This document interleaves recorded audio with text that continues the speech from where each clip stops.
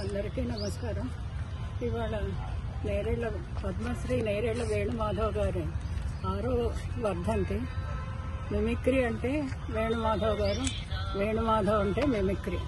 ఈ మిమిక్రీ అనేది ఆయనతోటే పుట్టిందని అందరూ అనుకుంటే ఆయన నాతో పుట్టలేదు, మారీచుడు కాలం నుంచి ఉంది అని చెప్పుకొచ్చారనమాట.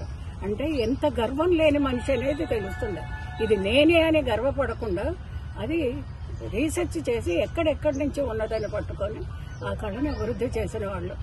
ఎలా అంటే మిమిక్రీ అంటే ఏమిటో తెలియని దాన్ని ఒక కళగా గుర్తించని టైంలో ఆయన్ని మిమిక్రీ కృషి చేసి దాన్ని ప్రపంచ స్థాయిలో అభివృద్ధి చేసేట్లు చేశారు. దాన్ని మెచ్చుకోవటం ఒక్కటే కాదు, దాన్ని ఫాలో అప్ చేసి కళని ఇంప్రూవ్ చేయాలంటే కూడా కృషి చేశారు.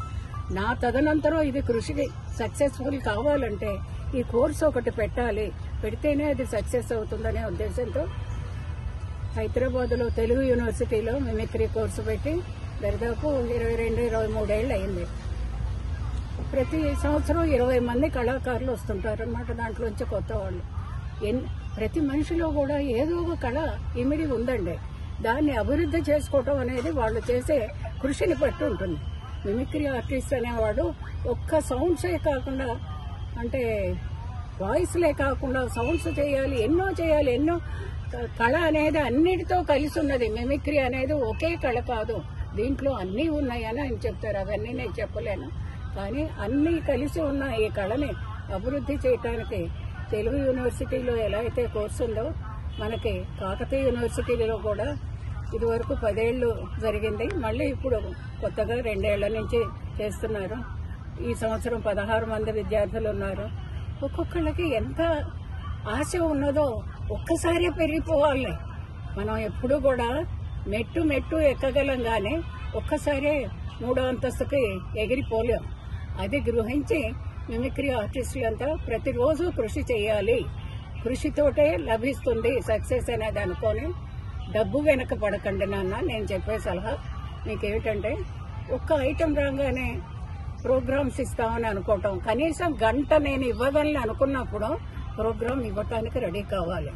మనం స్టేజ్ మీద ఎక్కిన తర్వాత గంట ప్రోగ్రామ్ ఇస్తామనుకుంటే మనం దెబ్బతిని అరగంటే ఇచ్చే స్టేజ్ ఉంటుంది మొదట్లో. తర్వాత ఇంప్రూవ్ అవుతాం, స్టేజ్ భయం పోతుంది, అప్పుడు ఇంప్రూవ్ అవుతాం. అది మనసులో పెట్టుకొని వెంటనే ఈ మిమిక్రీ కోర్సులో నేర్చుకున్నాం గనక మేము ప్రోగ్రామ్ ఇద్దామనేది స్టేజ్ ఎక్కాలి. పెద్ద స్టేజెస్, పెద్ద ఫంక్షన్స్ లో ఇవ్వాలని అనుకోకండి.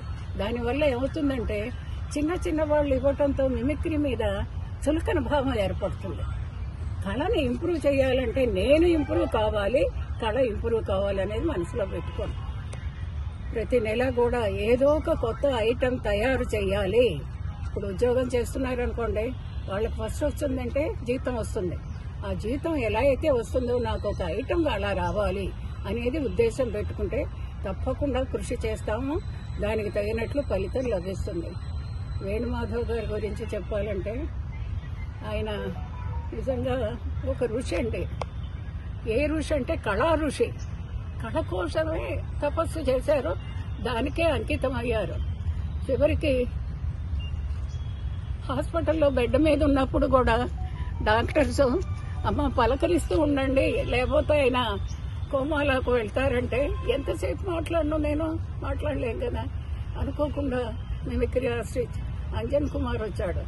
నాన్న నువ్వు పలకరించు, ఏదో ఒకటి మిమిక్రీ మాట్లాడంటే ఆ ఇద్దరు కాన్వర్సేషన్ అప్పుడు గంట జరిగిందండి. అంటే అంత ఆయన మనసులో అంతా కళ అని ఇమిడిపోయి ఉన్నది.